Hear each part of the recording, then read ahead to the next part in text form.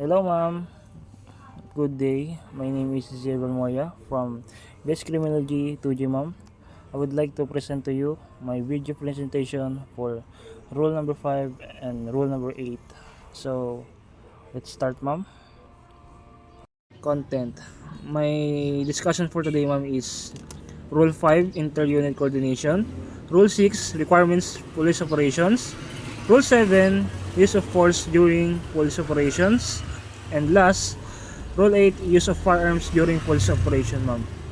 The first topic, ma'am, is Rule 5.1, Personal Coordination or by official representative, team leader, or in short, TL, of local police units operating outside their territorial jurisdiction, and national support units, in short, NSU, shall coordinate personality or through an official representative with the police regional, provincial, or city police office within those jurisdiction the operation is to be conducted.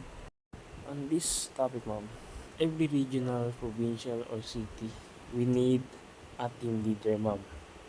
Because if they not have a team leader, what will do of the troops on their camp if they not have a team leader? So we need a team leader because the team leader, he guide all of them and organize what will do every day on their camp. So that is the meaning of this topic, ma'am.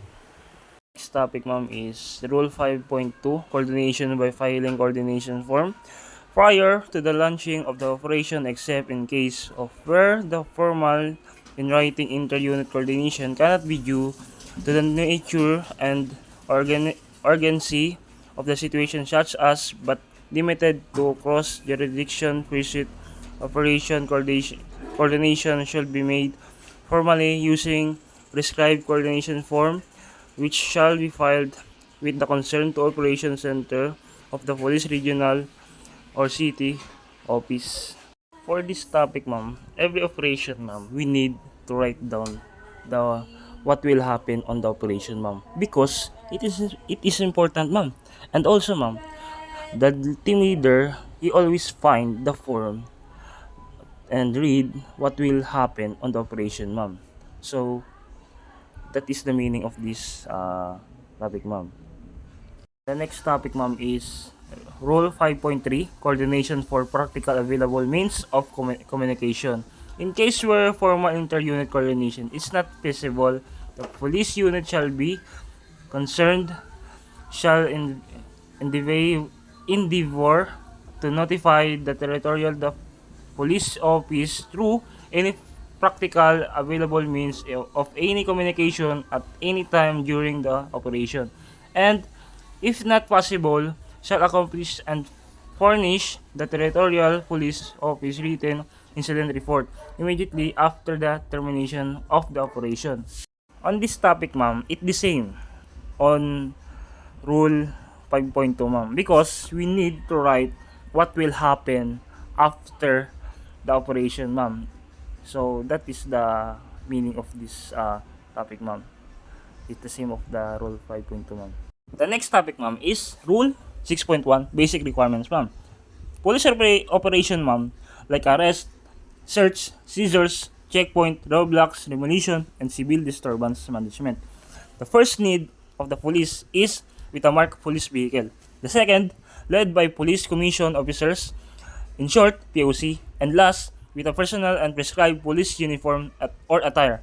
That is the needed of the police, and also it's that is needed before we conduct the police operation, ma'am. That is the meaning of this topic, ma'am. The next topic, ma'am, is Rule 6.2, Use of megaphones and similar instrument. During the actual police intervention operations, the team leader shall not use peaceful means including the use of megaphones or any other similar to warn or influence the offender or suspect to stop or peacefully give up. For the next topic, ma'am, is Rule 6.3, Warning Shot Prohibited. The police shall not use warning shots during police intervention operation, ma'am. For this topic, ma'am, this topic is say use did not use warning shot, because if we use the warning shot, ma'am, the first thing we'll do of the offender is we will fight the police. So being a police, don't use any force and approach the offender and do your job as a police officer, ma'am. That is the meaning of this topic, ma'am. Our next topic, ma'am, is Rule 7.1, Use of Excessive Force Prohibited. The excessive use of force during operation is prohibited. However, in the lawful performance of duty, a police officer may use necessary force to accomplish this mandated task of enforcing the law and maintaining peace and order. For this topic, ma'am, it's right to use force in lawful performance of duty as a officer, ma'am. And the force cannot be used when it's not part of the duty as a police officer, ma'am. Our next topic, ma'am, is Rule 7.2, Insurance for Verbal Warning. The police officer was first issue a verbal warning before enforcing operation, and planning could use for against an offender as far as practicable. The verbal warning shall be in the in the dialect that is known to the offender and in the national language. Basically, the verbal warning shall consist of the following: the police officer identify himself, his intention, and what he wants offender to do. Our next topic, ma'am, is Rule 7.3, Non-Insurance of Verbal Warning when excusable. The failure to issue a verbal warning is excusable in case word threat to life or property is already imminent and there is no other option but to use force to subdue the offender.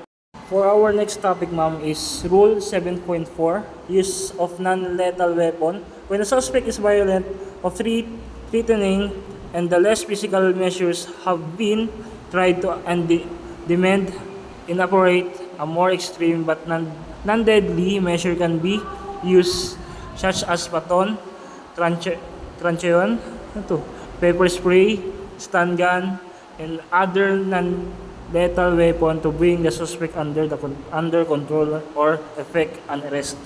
For this topic, ma'am, those things are important to the police because if the suspect resists, you can hit him with baton or etc. Or if he struggles to escape, you can use pepper spray or taser to stop him from escaping. And this is very important thing to the police, ma'am.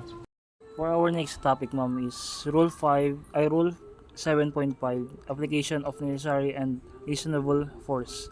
During confrontation with an armed offender, only shots necessary and reasonable force should be applied as would be sufficient to overcome the resistance put up by the offender, subdue and eliminate danger caused by him, or justify the force and act under principle of self-defense, defense of relative, or defense of stranger.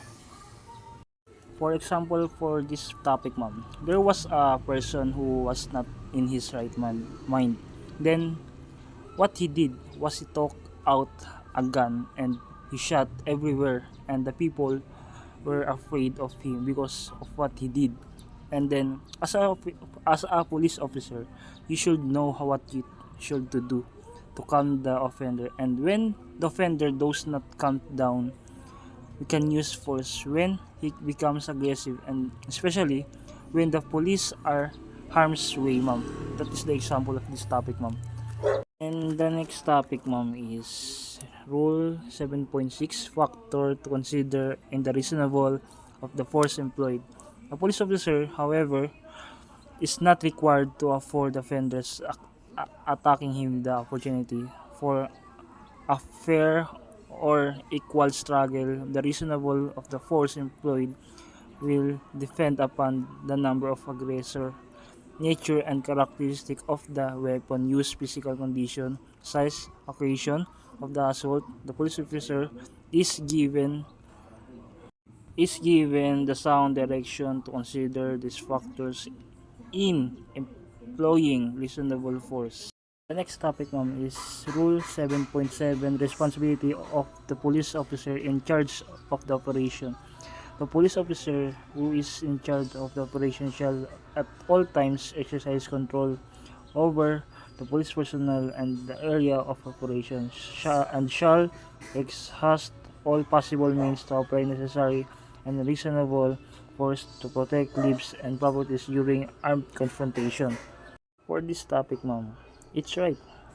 As a police officer, ma'am, you is in charge in the operation. You will advise your personnel and guide and organize what will do for the operation, ma'am.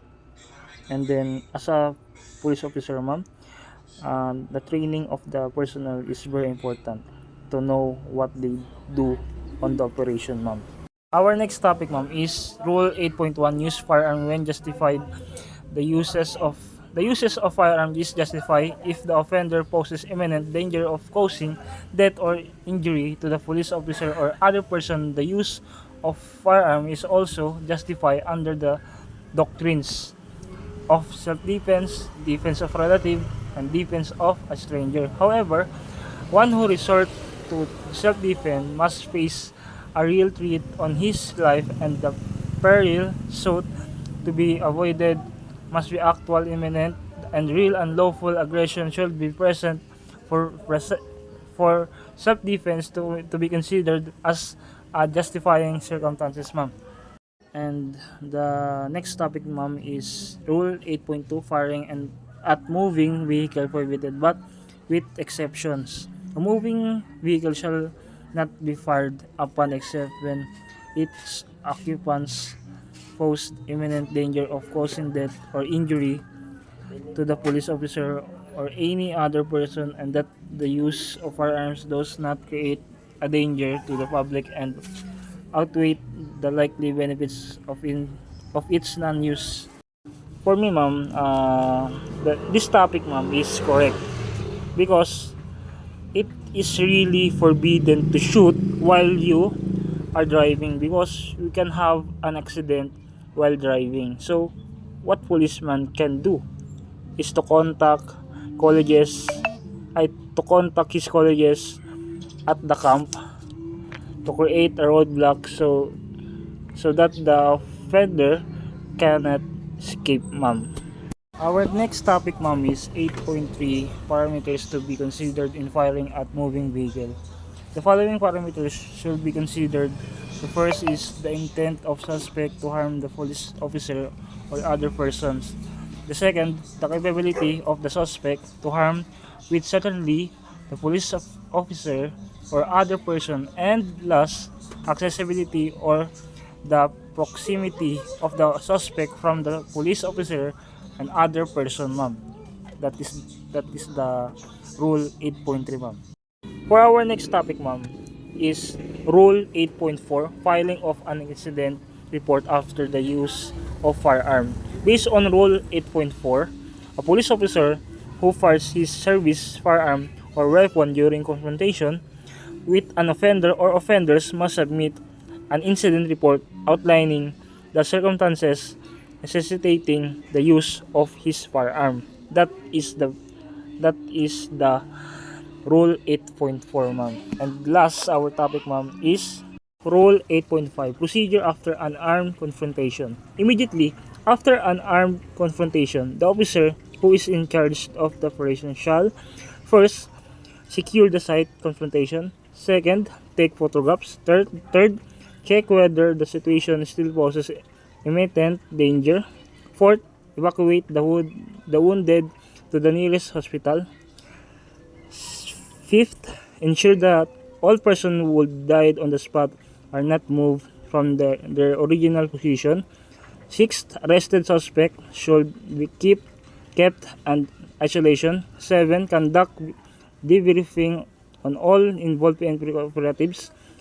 8. Submit after operations report.